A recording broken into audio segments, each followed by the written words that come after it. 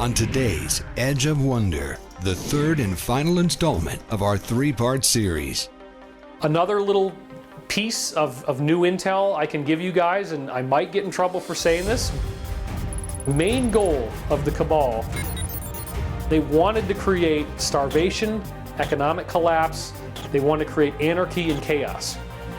This is a fight to the death. With existential issues as massive and overwhelming as the ones presented in this series with David Wilcock, what can any one person do? Why not jump in and get involved like you guys are doing with Edge of Wonder? Because it's not just other people doing this, it's not just military people, it's all of us. This is a team effort, because the more people learn about this, the faster we will get the mass arrests and disclosure. It appears that our mission is clear. So what's next? I would expect that in 2019, at the very least, we will be seeing the aftermath or the result of. Find out now in this epic final episode with none other than David Wilcock. Only on the Edge of Wonder. Recently, we actually had Corey Good on the show, and we kind of talked about this a little bit, but there is this strange and bizarre division that seems to be happening in this community. We've heard from the other side, they're talking about things like transhumanism and whatnot, and it made both Rob and I kind of be like what? like it's just interesting things. And basically we want to understand from your perspective, what is this division about? Why is this happening? And what is like the purpose of this division? Well, this is a very significant question in the sense that I have been an observer of the UFO community literally since the dawn of the internet in 1995. That's when I first got online. And originally it was all about Art Bell and Coast to Coast AM, and he had 20 million people listening, and there really was no competition. If you wanted to hear what was new and hot in this field, you're not going to get it on TV. There was no YouTube, and there was only one radio show of any significance. So even back then, I was very tapped into it. I again started listening pretty much 1996. The tail end of 95, I was just getting my feet wet on the internet. All the way back then, I noticed that there were very, very vivid arguments happening in what we would now call discussion forums, I guess. They didn't even really have a name back then. But the trolling phenomenon that people now see so much of on social media was a very, very serious issue all the way back in 1996. The level of hatred that people had for the folks that were talking on Art Bell's show, I found extremely surprising.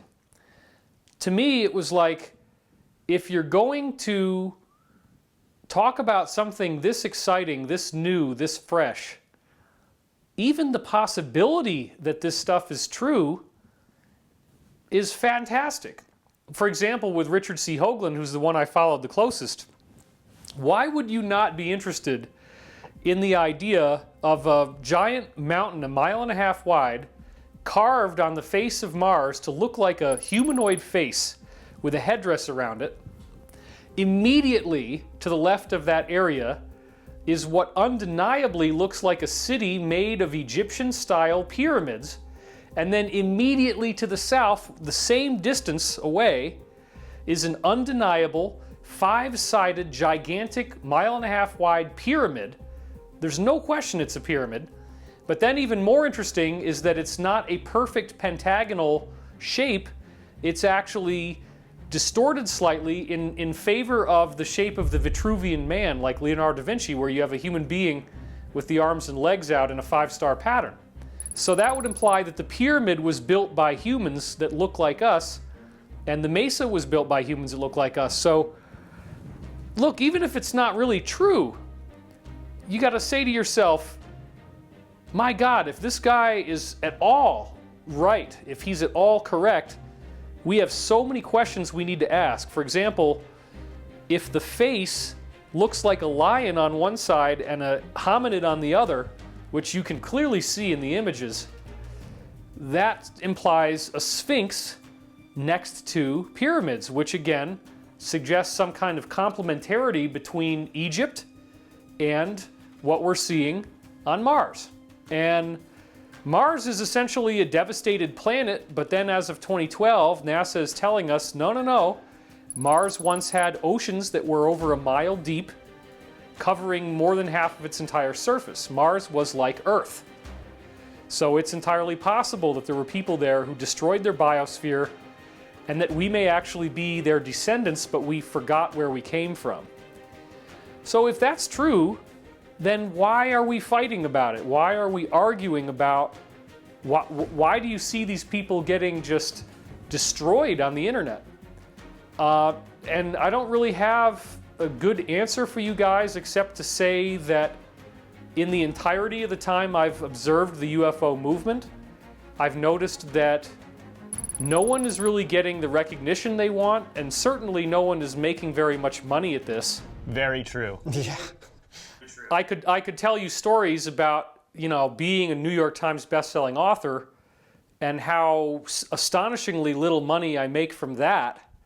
The fact that I have to spin other plates, I can't be an author and have that pay the bills because I just am never going to make enough. Even though I'm one of the top 3 authors for my label, you would be astonished at how little I actually get. That means other people who aren't going to get those levels of sales, it's almost like you're only going to write a book in order to have a business card to promote other things that you would then be able to monetize. And it's the same thing with television. You could get on a serious mainstream cable TV show and not make anywhere near enough to support a family.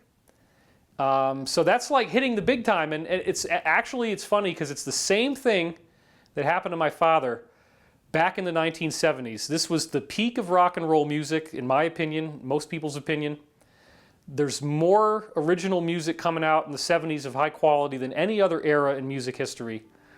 And my father was able to get a job writing for Rolling Stone magazine about rock and roll in the 1970s, okay? You would think that's a dream come true because my father's a rock and roll journalist. However, he was only going to get paid $25 a column to write for Rolling Stone. And he very bitterly realized that because he had me, he and then my brother, there was no way that he could support the family writing for Rolling Stone in the peak of the era of rock and roll. And it's the same way today. I literally have to write books, I have to be on TV, I have to do conferences.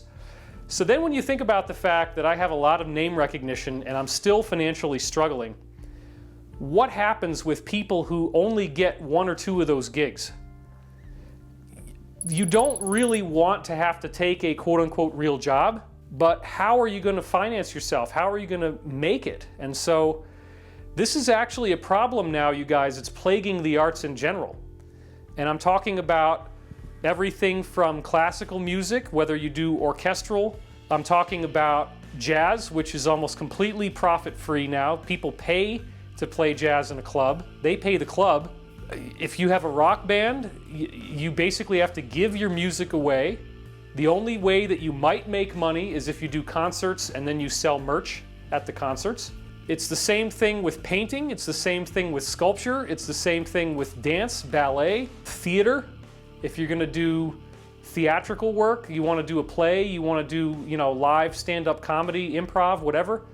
There's the arts have just been devastated, and that's part of the economy we're in. So it affects everybody, and where this relates back to the UFO community, I feel, is that people feel like the only way they can maintain their competitive edge is to promote their little slice of the pie, whatever that might be, as if it is the big thing. They want to be the wedge that's going to drive in to the mainstream consciousness and change the game and create this avalanche of disclosure. And I think maybe part of why I've drawn such rage from so many people, including certain members of my own community in the UFO field, is that I don't just pick one plot of land. I'm trying to get way up there in the airplane and look at the whole thing, look at the whole lay of the land, and figure out what are we really seeing, and how do all these amazingly complex pieces fit together?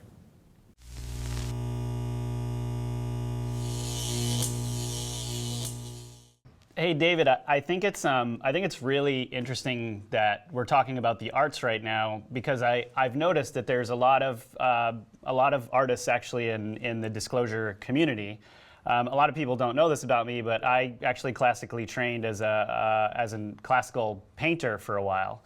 I was studying with a guy who, he actually restored Renaissance oil paintings, and this is, shortly after I got out of school. And it was really interesting for me because I saw my skills go up so much, kind of like how you're describing, right? And I was really painting at a different level. And then when it came to actually the business side of it, actually making money off of it, I realized I was hopelessly out of my, totally out of my league. I mean, I was a young guy. Yeah. But what I've noticed is that there's a lot of people with talent out there. There's a lot of people with talent out there. And so even though there's a lot of people with talent, you don't necessarily get to become the person who makes that level of money, who actually becomes famous. You're talking about a drop in an ocean. And so what I'm sometimes try to explain to people is especially right now, with the Cabal having so much control over what they have, any person who has an enormous amount of influence, especially in the arts, you kind of have to look side-eyed at, because there may be a reason that they're there. There may be a deal that they had to cut. And with everyone making so little money and you getting an opportunity, to actually jump up, you're much more willing to actually bite, do something, sign something, say something, go the next level and actually do some crazy crap that is going to get you to the level where you're doing, you're making a lot of money and they're probably telling you even what to write. All kinds of crazy stuff, right? So I just think it's, really interesting that we're on this subject, because I don't think people really fully grasp how incredibly important the arts is for humanity and how much that actually controls all of us. And I'm wondering if you have anything that you'd like to say about that. Well, first of all, my wife and I just watched this movie that was a new release at the time of the taping that we're doing now, last night, called The House with a Clock in Its Walls. You're Lewis, I presume. How was your trip? And it is absolutely loaded with pentagrams and images of the devil and the all-seeing eye, just everywhere. An astonishing amount of this weird symbolism, upside down crosses, the Baphomet head in the pentagonal shape. So much. I keep pausing the thing, and I'm like, look at that, look at that, look at that. Did you see that? Did you see that? And so one of the benefits of me having this really fast processing brain is I can watch movies and in real time see the Cabal symbolism that people normally would only get subconsciously. It could be a split second and I'll be like, ooh, there's a 666 right there. Let's go back and look at that. And sure enough, there it is. Magic, wizards, witches, warlocks. There's some scary stuff in there. Not too scary. You don't want to give kids nightmares, but you want to give them a thrill. So, yeah. And then another thing, since we're talking about music and the arts, and I love this type of conversation, my wife and I have been going to, we needed to go to a bunch of stores recently, just regular stores, like Home Depot and Bed Bath & Beyond, and Crate and Barrel and Whole Foods, and every store we went to had what I'm now calling Illumipop or fake music. The music has never been worse in the history of music. Amen. And then my brother, I was arguing with my brother about this, who's a DJ, and he also fixes Apple computers, and he says, oh, you're just getting old and you're a snob now. And I said, Michael, it really is worse than it's ever been. Everything sounds exactly the same. There's been scientific studies that have been done on the intellectual level of the lyrics of these songs, and they are extremely dumbed down. And what is so peculiar right now is the fact that, like you guys said, there's all these people out there with talent. There's plenty of women who could sing like Whitney Houston. There's plenty of women who could sing like Mariah Carey. There's plenty of talented artists, but yet what you're hearing is a new low. It's almost as if, first of all, we notice that like almost all of the songs are female vocals. There's hardly ever male vocals. Second of all, almost all of the females sound identical. You couldn't differentiate who they are unless you go back and look them up. They're all auto-tuned, so they all have this, they don't need to be able to sing, right? And then even the arrangement, the type of instruments, the way that it sounds, the chord progressions they use, it's typically this 4-chord, very similar progression in every song, and it's garbage. And it's not just me saying that, it's a widespread thing, but yet you cannot go to any of these grocery stores or any of these corporate places and not hear this stuff. And then the really crazy part, as you guys know, and I'm sure probably most of you watching this know, what happens when you go online to YouTube and then you try to watch the video of the schlock, the fake music that you're hearing in the store? It's full of symbolism. All this weird stuff with, you know, fragmented multiple personalities and you know, the mannequin, which means like the personality that they can just put on any face on you that they want.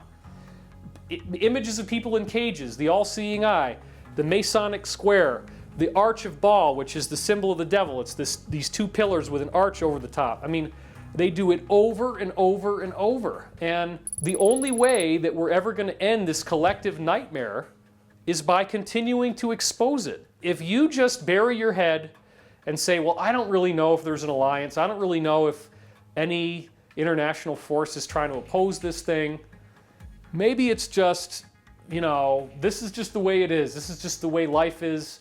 The world sucks. These guys are in control.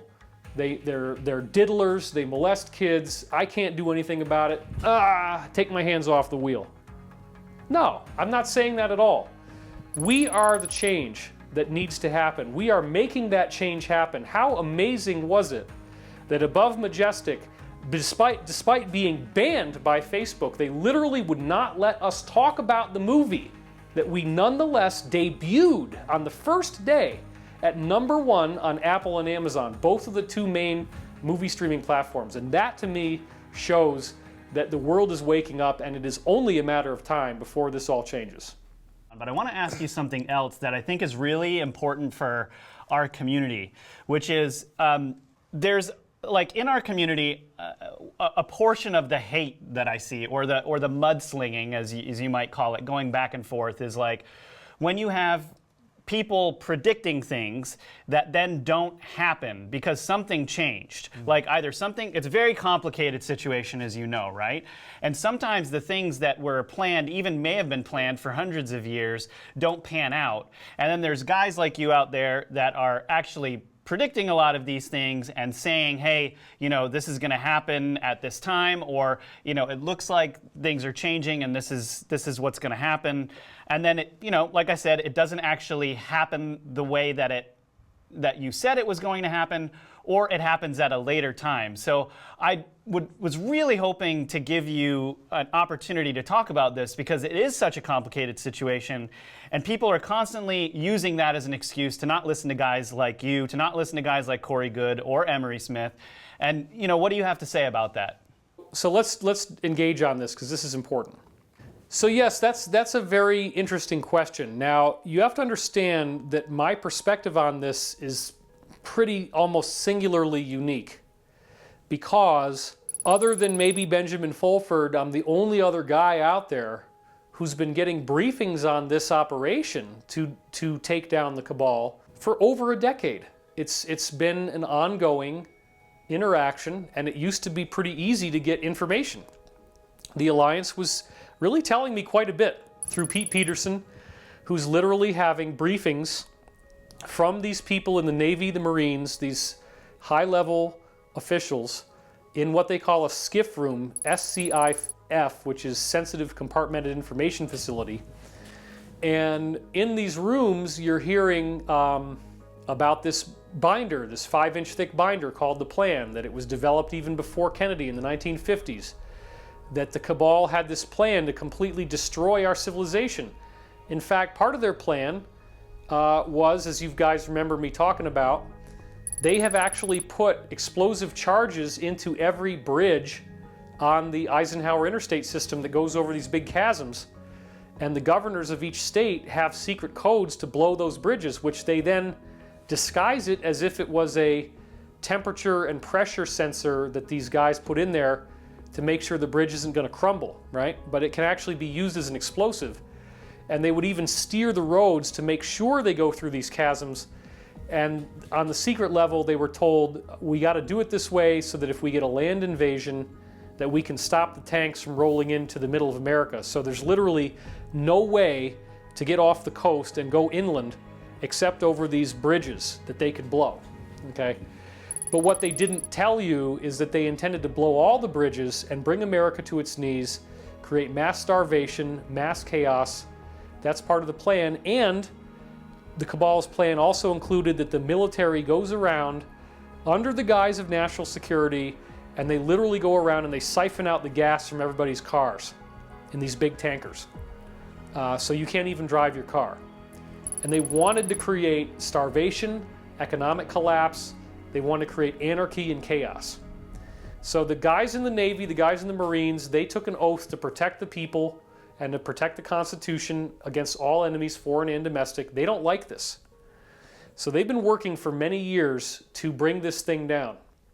And I have had so many briefings about this for so long. I've had people get killed who told me this stuff. I've had people get threatened for telling me this stuff.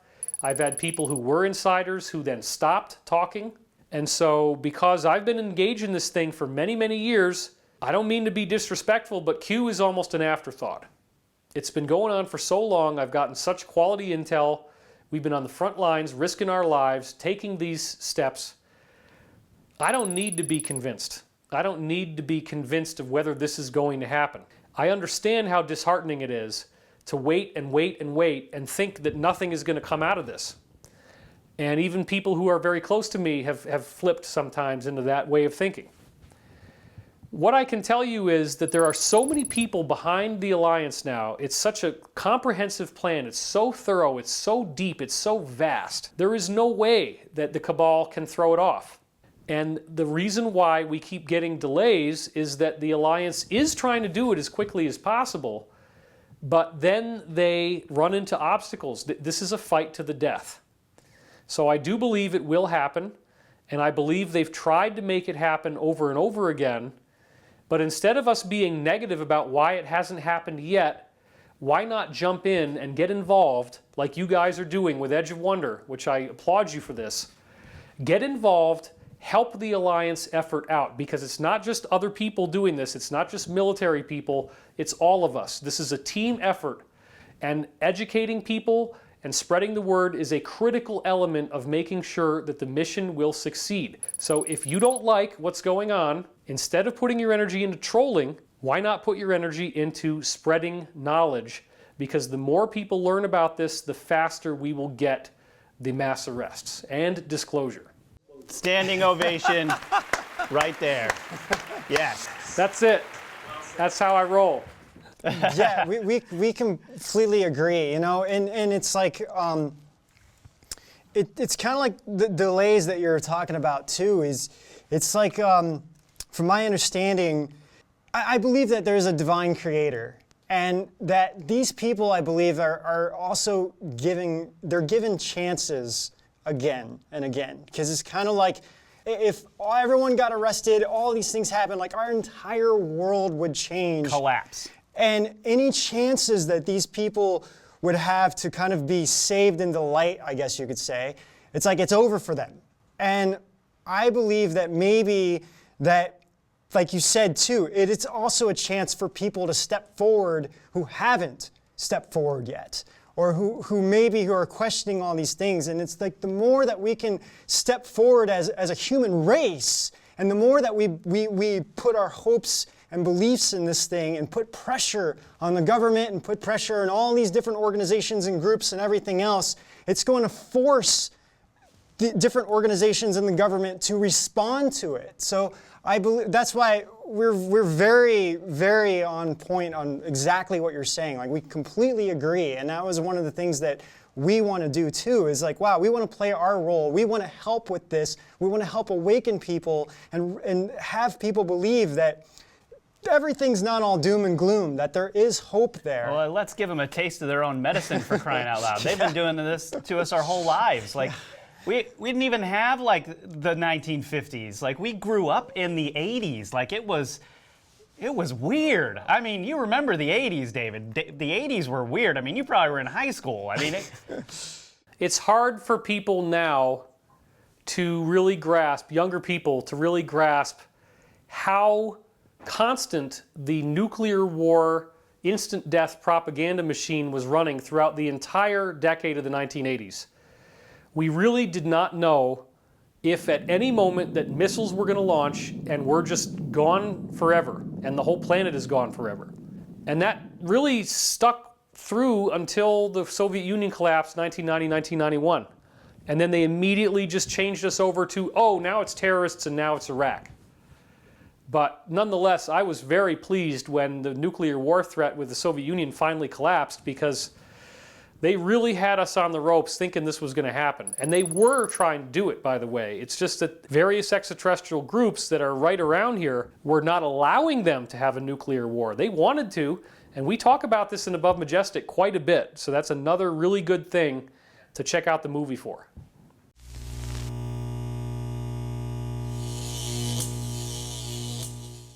you know, I often tell people this, and they don't really understand, but that actually our show and actually reality is like where politics, aliens, and the occult all kind of like Venn diagram together. And it's so weird, right? I mean, it's weirder than the weirdest movie. Yeah. And you actually can't really talk about any of them without talking about the other. And that's where I think people just have the hardest time, because it's like, how can we, you know, you can buy the Cold War, right? What you just said about the Cold War, like you and I talking about that, you can totally buy it. But when it comes to actually the other things that were involved that influenced all of that, we've been just trained to not even accept it at all. Like, it's just so difficult for people to swallow, and it's really unfortunate, because we're missing a huge part of the human story, a huge part of the history, which, by the way, is already completely fake. Right. I mean, you know. Yeah, well, and going on with that, it's like you're saying, growing up in the 80s, then it's like, you know, you start realizing, when you start seeing the truth, you're like, oh my gosh, have I been lied to my whole life? And you just can't accept it, because you're just like, these people I grew up with, it's like, they can't be doing this. This can't be going on. I trust these people. I've put my faith in these people, and now you're telling me that they're like these satanic worshipers? Like, this can't be real, because it's too hard for people to realize that their life has just been, they've been controlled almost, like what's been fed to us. And it's hard to break out of that. I know. I mean, look, I feel for you guys, because I actually grew up in the 70s, but then in the 80s I was a teenager, and I graduated high school in 1991. So being a young adult in the late 80s and really seeing the peak of the nuclear threat from the Soviet Union, all this, it was very intense, and I think it affected all of us as a generation, you know, because you really are faced with constant mortality in a way that doesn't really happen now the same way. Yeah, I call it the man in the bedroom effect. You know, I remember as a little kid when Ronald Reagan got elected. I remember 1980, and I actually had wanted Jimmy Carter to win.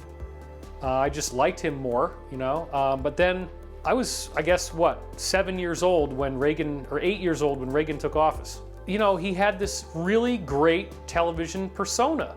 And so when I would watch Ronald Reagan, I would feel relaxed. I would feel like it was my dad, or like this wise old man. And he was very likable, and he spoke in language I could understand, you know, and I liked Reagan once he became elected. And so to realize now that, like, Reagan's administration, which probably wasn't really him, because I think he was working with the alliance, you know, but that under his administration, that all of these crazy deregulations of the financial industry took place that have now led to the millennial generation becoming adults in 2008. And it's such a disrespectful insult that they call it the Great Recession. They don't even want to call it a Great Depression 2.0 when the metrics are identical to the Great Depression, if not worse.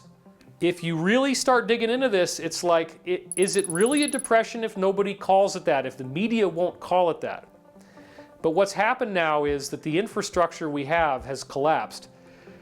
You do need to get a college education, theoretically, right? Because you need to have, you don't want to be uneducated. But at the same time, it's a scam.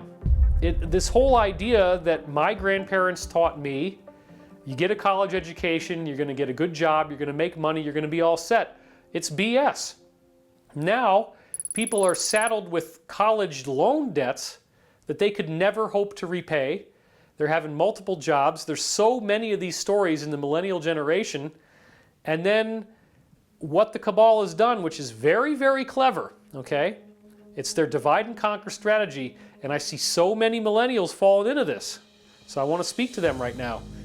You see them online saying that their parents' generation and the baby boomer generation stole all the money from them. They get all the good jobs. They want us to fight each other. They want the millennials to think that, oh, well, you know, people that are Generation X and baby boomers, they can own homes, they're getting paid better, they're getting better jobs. They've organized so that the millennials can't get those jobs, the millennials can't buy houses, the millennials have to live with their parents. They have to, you know, like whatever it is, 34% of people under the age of 35 are living with their parents in America. It's crazy. And nobody talks about it. It's like this whole thing that the media just ignores. So the younger people feel very hurt. And I think this has a lot to do with this epidemic of online trolling. Because they're at home and they're not making enough money and they're still living with their parents, which means you're still getting abused by your parents. You're still like a kid. They're not going to let you really be an adult when you're still living with them. And there's all this anger and rage and they just channel it into the internet.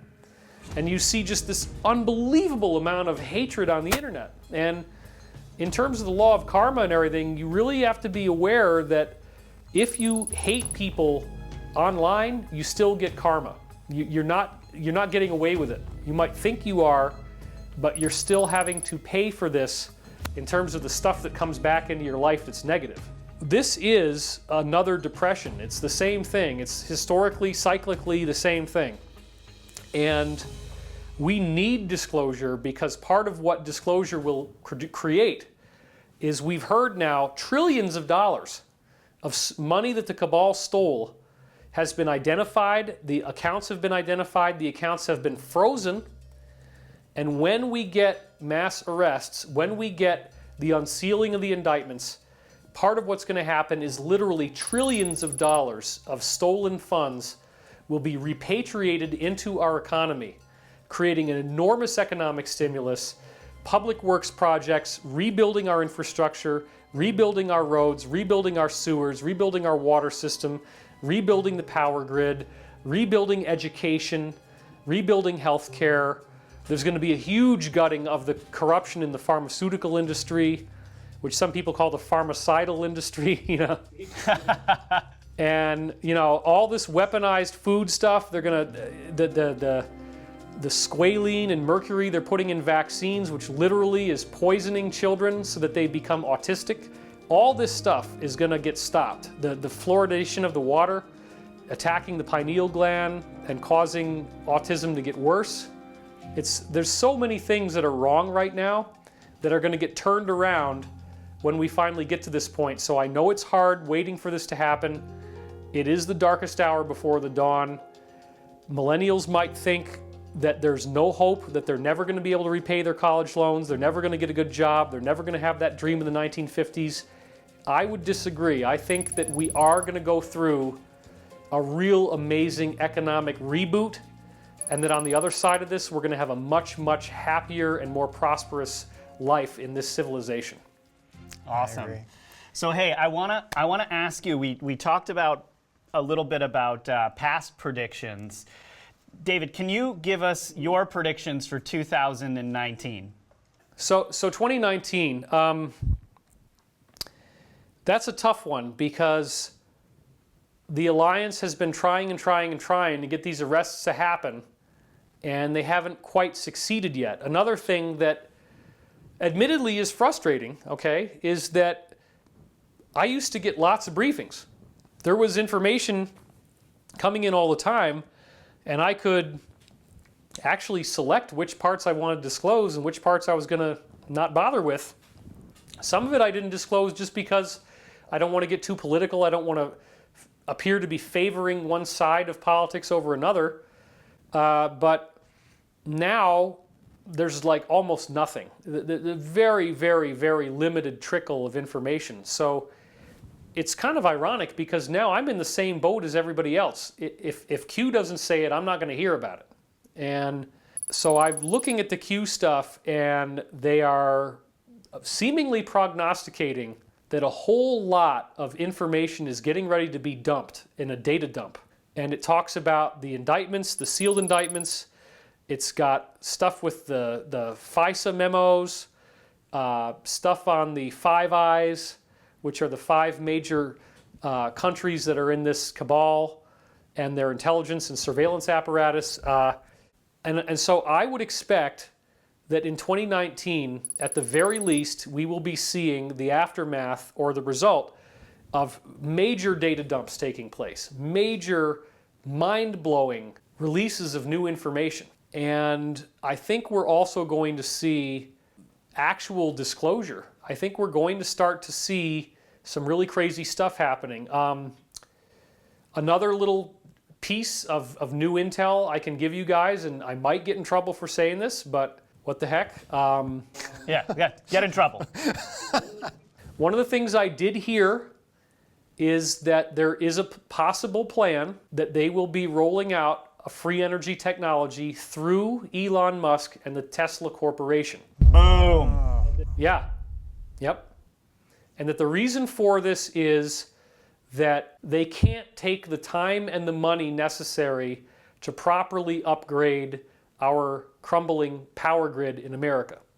It's trillions and trillions of dollars, and it's just too much. So that could happen. That's one of the things that might happen. They might use Tesla, because remember, he's already building the Gigafactory, which is supposed to be making batteries. So he's already got the infrastructure in place to do this, to do something that starts to get in everybody's homes. So, I mean, it's anybody's guess. And I'm not omniscient. I don't have any special knowledge beyond what I get. And as I've learned, and you guys pointed out earlier over the years, just because you get a briefing doesn't mean it's going to come true. And there's many, many things that the Alliance conveyed that I really hoped were going to happen, and they've been delayed and delayed and delayed. But I'm really glad that they have created Q, that they've created sealed indictments. They're doing this all legally, procedurally, so that when it comes out, it's not going to look like a coup. It's not going to look like the military overthrew the United States government. It's part of the correct function of the 3 branches of the U.S. government, legislative, judicial, and administrative, and that we're getting this all to happen through a legal, certifiable way that nobody's going to be able to dispute. So it's really, really amazing stuff, and I'm very excited.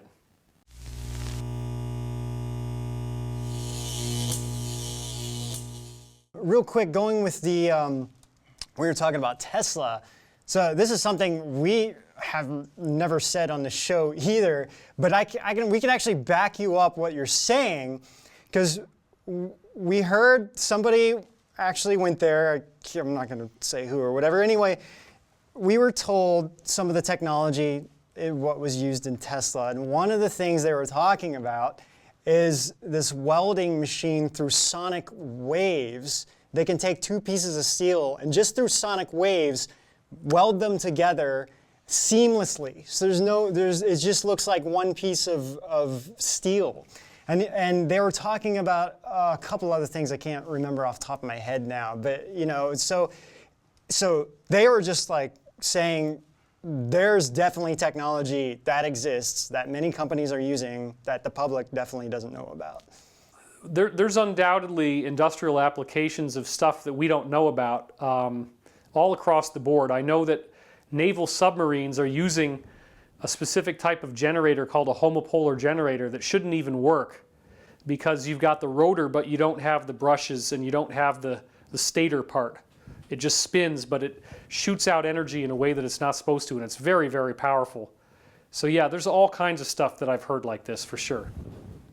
Okay, so we've been talking a lot about like the Cabal and all these different things. And one of the things that they're very fearful about especially seems to be like the human race growing spiritually and really understanding more things on a deeper level and raising our collective consciousness and really coming together. And like there's all different kinds of groups like Falun Gong that's being heavily persecuted in China. Even like this Christianity, it's like Christianity is being attacked on like a global scale. And there's all these different things that they're really trying to just destroy, even from the inside. Like if you look at Christianity, all these different churches or the different popes or I don't know, whatnot, that there's all this pedophilia, the media reports on that, and then it just makes people believe less and less in religions overall. What do you think, like why do you think they don't want us to grow spiritually, and what do you think would be a message that you would want to convey to people out there who aren't sure about these kinds of things? Well, we really do cover this a great deal in Above Majestic, that this is a spiritual war, and we on Earth are really like proxies involved in a struggle between different types of extraterrestrials. And both types of extraterrestrials, both classes, the good ones and the bad ones, have the authority to interfere with our thought processes, to nudge us in different ways. The good ones, which we would think of as like angels, will help us, know who's calling on the phone before we pick it up without caller ID. We feel something. They help us to meet the right people at the right time. We get synchronicity. We get sudden flashes of insight, and then we find something we didn't think we were going to find. The bad ones, if we're starting to become angry, they will send us energy to make us more angry. If we become fearful, they'll make us more afraid. If we become jealous, they'll make us more jealous. Selfish, controlling, manipulative, they'll strengthen those things. Both sides of this battle, both of the extraterrestrial sides, the negative and the positive, can contact certain groups on Earth that are, or individuals who are highly focused on that side of the fence. So the Cabal, the Illuminati side, does have negative extraterrestrials working with them, and this is a very common element. It's the reptilian aspect, certain ETs that look like reptilians. We get into that in Above Majestic quite a bit.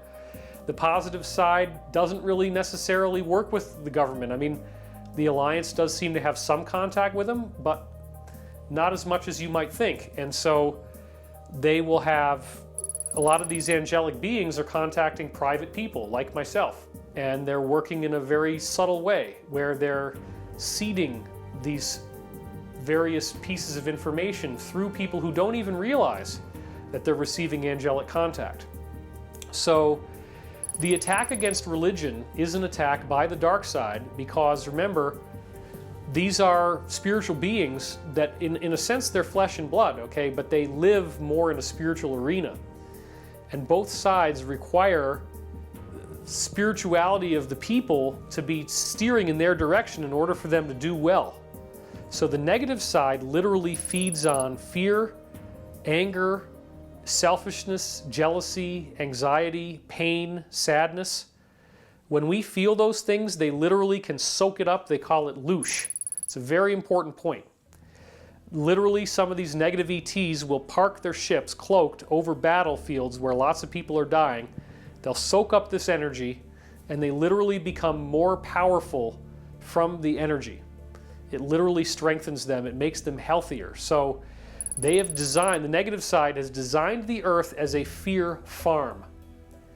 And a lot of people have gotten really confused about the Cabal, like, okay, if part of the Cabal is Jewish, right, as any group on Earth, there's going to be, if a group forms, there's going to be certain people that are Jewish in it. Some people have tried to say, oh, this is a Zionist Jewish conspiracy. Wait a minute. Then why would Hitler, who was totally Cabal, be going after the Jews? Doesn't make sense. Well, here's the thing. The Cabal hates anybody who believes in God. Anybody who believes in a positive, loving creator, they think that's evil, that's an imposter. So they go after Christians, they go after Hindus, they go after Muslims, they go after Jews, they go after Buddhists. All the Buddhist countries are getting paid like, $1 a day to work for us and make our products. They're basically all slaves. In many ways, you could look at it that way. So these people just hate anybody who has a faith, because that faith ultimately steers away from sadness, misery, anger, manipulation, control, murder, gets people thinking about ethics, morality, love, forgiveness, compassion, which they don't want. So the main goal of the Cabal is to keep the loosh going, to keep people sad, to keep people upset. And one of the most powerful things that my top insider, Jacob, told me, I talk about him in my book, Ascension Mysteries, which I highly recommend reading if you like all this stuff. In the Ascension Mysteries, we talk about this. He said, if these negative beings had the loosh supply interrupted for one day, in other words, if enough people on Earth for one day were smiling, happy, and laughing, the whole negative agenda would completely collapse that day, because they are that dependent on this energy that these beings would literally die if enough of us got happy for one day. And that is worth fighting for as well. That's great. Amazing message. Yeah. Well, okay, sorry, one last thing. What motivates you to keep doing what you're doing? Like why, like you said previously in our previous episode that you don't make much money from it. People in our field don't make a whole lot of money from this. You could have gone into anything you want, and plus your life is also somewhat in danger. So why do you keep doing this for what you're doing? So the things that I know are so powerful, the truth that has been exposed to me, that we already have, as we talk about in Above Majestic, we already have bases on the moon, bases on Mars, interactions with hundreds of different races of ETs, each of which might have histories going back many tens of thousands of years, super advanced technology, and then all of the science that I've put together that really shows that what we think we know about science is woefully beneath the level that we need to get to. There is a living consciousness field, there is a living awareness in the universe that is love and that is intelligent. These things will transform society. Knowledge is power. It's a seed of information that cannot be suppressed. And by knowing that these things are true, I am constantly ignited with the passion to want that information out there to the public. Because when enough people know about this, we will change the world. Well said. Great. Hey, David, thank you so much for being with us on Edge of Wonder. We really appreciate everything you're doing, and we really appreciate you taking the time, especially away from your family, to be with us. We can't thank you enough. Yeah, thank you. Thank you. This has been a great interview, and I know it's went a little over, but thank you so much. This is David Wilcock on Edge of Wonder, and we will see you out on the edge. Yes!